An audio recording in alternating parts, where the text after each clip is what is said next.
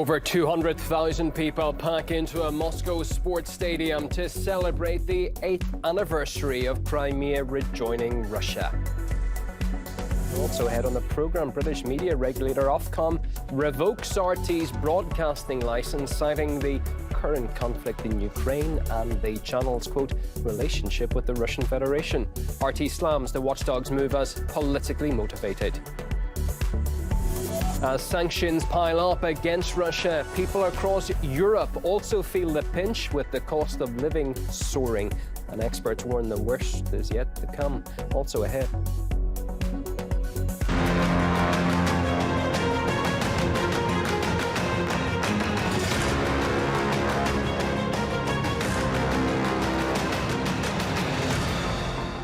Six in the evening here in Moscow this Friday, March the 18th. I'm Ewan O'Neill. This is the News Hour on RT.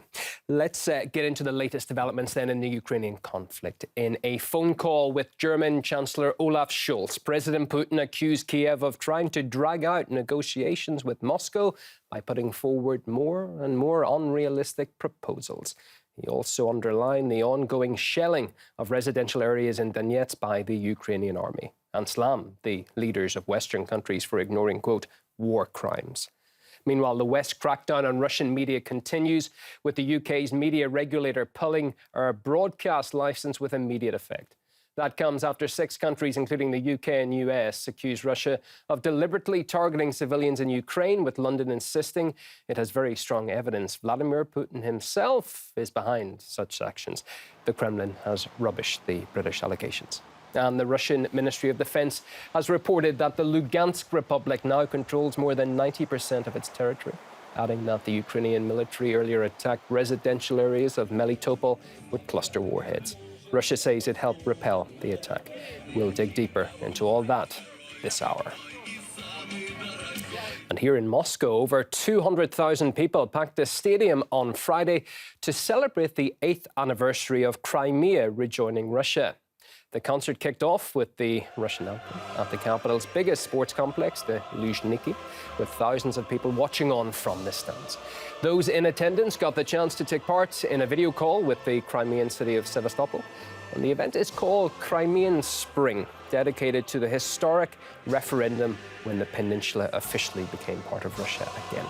One of the many in attendance was President Vladimir Putin, who gave this speech. The people who lived and still live in the Donbass did not agree with the coup. Punitive military operations were immediately launched against them, and not just one. They were immediately plunged into a blockade, subjected to systematic shelling from cannons and airstrikes. This is what is called genocide. It is to save people from this suffering and this genocide that is the main, the principal reason, the motivating reason, and the goal of the military operation that we have launched in the Donbass and Ukraine.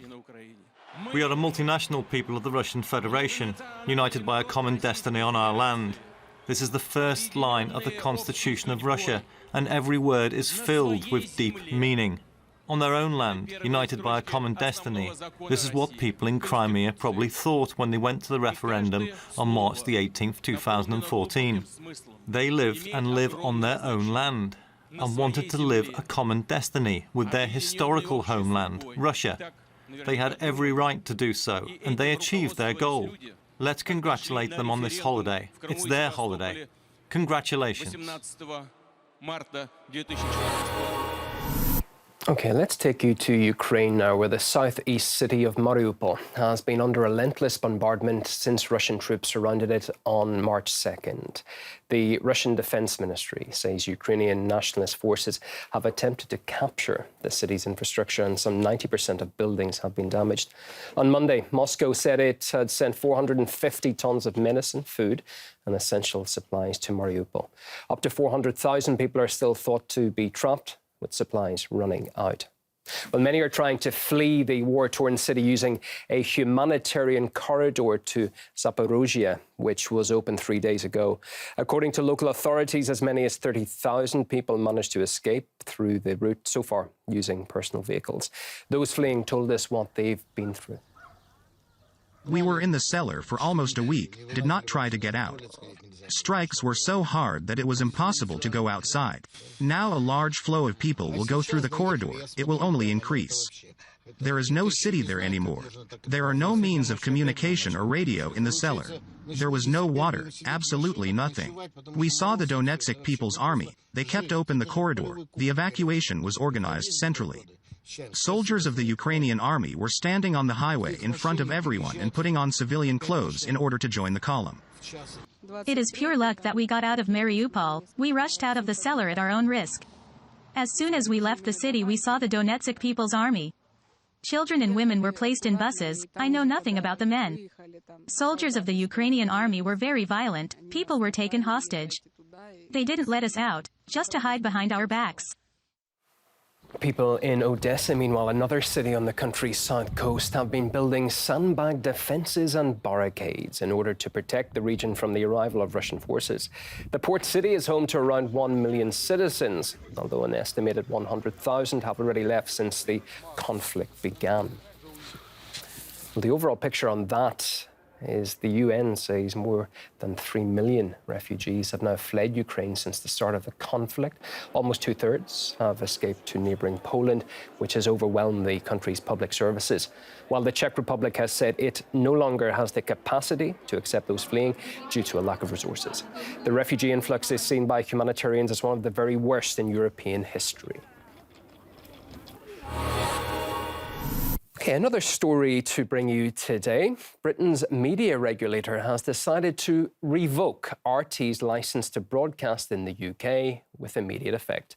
Ofcom cited the current conflict in Ukraine and the channel's, quote, relationship with the Russian Federation. RT has slammed the move as politically motivated, calling the watchdog a tool of the UK government. Paula Sleer talked me through developments earlier. Normally, when a channel is banned, you would imagine it was banned in relation to the content that it's broadcasting. And what we see here is that instead of citing any kind of reasons related to our content, it rather talks about the fact, in terms of who funds the channel, the fact that the ban order comes and is related to Russia's military operation in Ukraine. This investigation has taken account of a number of factors, including RT's relationship with the Russian Federation. It has recognised that RT is funded by the Russian state, which has recently invaded a neighbouring sovereign country. We also note new laws in Russia which effectively criminalise any independent journalism that departs from the Russian state's own news narrative, in particular in relation to the invasion of Ukraine. We consider that given these constraints, it appears impossible for RT to comply with the due impartiality rules of our broadcasting code in the circumstances. Just to pick up on one of those remarks then by Ofcom, that line saying, as regards the Ukraine conflict, we cannot be satisfied that RT can be a responsible broadcaster in the current circumstances. Now, in their own words, their investigation into alleged bias, some 29 separate probes, hasn't even concluded. So how did they justify the move? That's an important point because, as you say, these investigations are ongoing. And in the past, and they reference the fact that there have been investigations in the past, a fair number of those investigations have found that RT was actually okay. So they haven't actually mentioned that there is the possibility to clear RT of wrongdoing. What I also think is significant is they make in their statement a big deal out of the fact that they respect the freedom of speech and that they're not against different point of views. And again, they haven't mentioned any kind of particular reasons why they're banning us vis-à-vis our content, if you take a look at this. We recognise that RT is currently off air in the UK as a result of sanctions imposed by the EU since the invasion of Ukraine commenced. We take seriously the importance, in our democratic society, of a broadcaster's right to freedom of expression and the audience's right to receive information and ideas without undue interference. We also take seriously the importance of maintaining audience trust and public confidence in the UK's broadcasting regulatory regime. So I definitely think that banning a channel that is effectively only expressing its ideas is in no way against freedom of speech. It's also significant in terms of the timing of this. It comes after conversations were held in the British Parliament, in the British government, that effectively pushed Ofcom to make this decision to ban us. And there have been calls in the past by British officials publicly calling to silence the channel. So there certainly is a political kind of impact or reason for the decision. And what about RT itself? What has the channel said? Well, the channel expected the decision to come forward. Of course, it points out the freedom of speech and the fact that this British media regulator is supposed to be independent.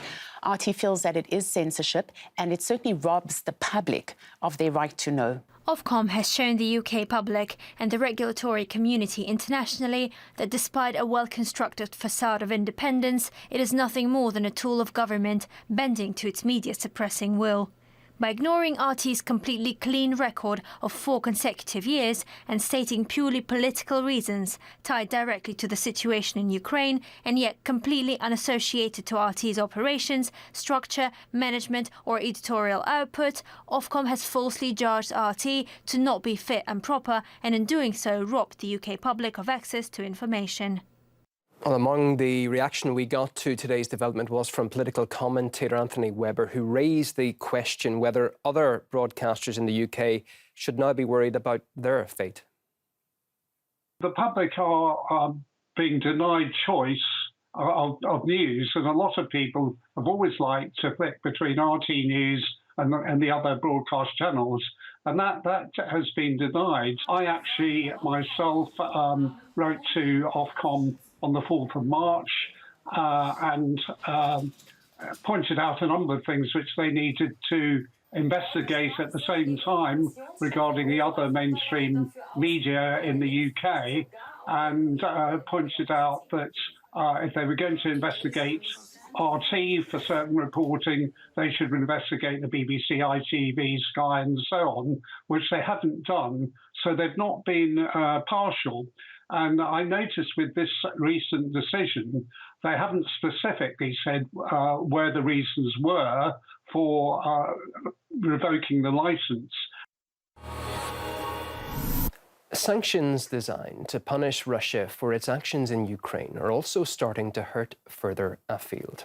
Moscow's begun to retaliate against the Western measures by banning the export of more than 200 items to so labelled unfriendly states.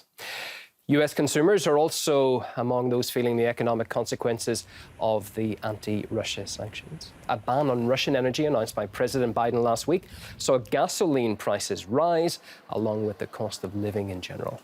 Such hikes come on top of an existing inflation problem, which the Biden administration's been struggling with for months.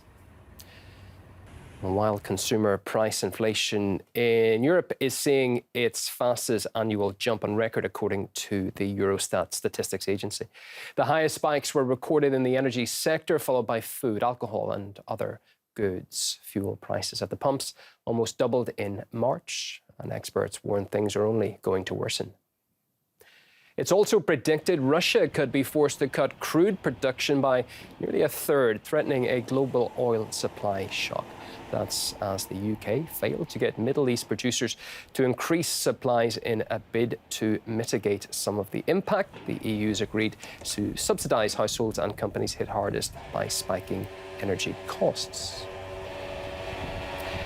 Well, with more now on how the crippling sanctions on Russia are being felt in pockets much further afield, here's RT's Charlotte Dubinsky. The West has repeatedly said it's not at war with Russia. We are not waging a war against Russia, us Europeans today, but we support Ukraine. We are not part of this conflict. NATO is not seeking a war with Russia. And we are not interested in getting into World War III. In a conventional military sense, such as boots on the ground, that is exactly true. But unlike the warfare that is unfolding in Ukraine at the moment with troops and soldiers, war doesn't have to be fought like that these days. Enter a new dimension in warfare: crippling economic sanctions. OK, so waging economic sanctions isn't exactly a new idea. In fact, US President Woodrow Wilson once described such measures as being more tremendous than war. What's different this time around is the unprecedented nature of the measures. Western countries have let all hell break loose as Russian banks have been cut off from the international systems. Big businesses have withdrawn from trading in Russia and the ruble has nosedived. And in this new battlefield, everyone is feeling the sharp end of these economic weapons. Certainly, ordinary people primarily suffer, but we all are on this ship together. It's a common responsibility. These sanctions are not reasonable. The matter should have been tackled through negotiations. Anyway, we've already been there in 2014, and back then we managed to handle it.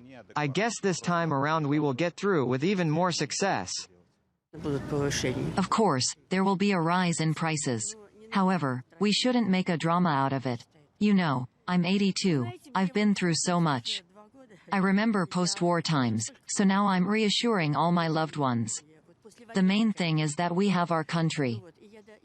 Sanctions for a long time have been viewed as a non-violent strategy to deal with a whole host of threatening actions. But the economic impact of those, some experts say, isn't that different to a physical conflict.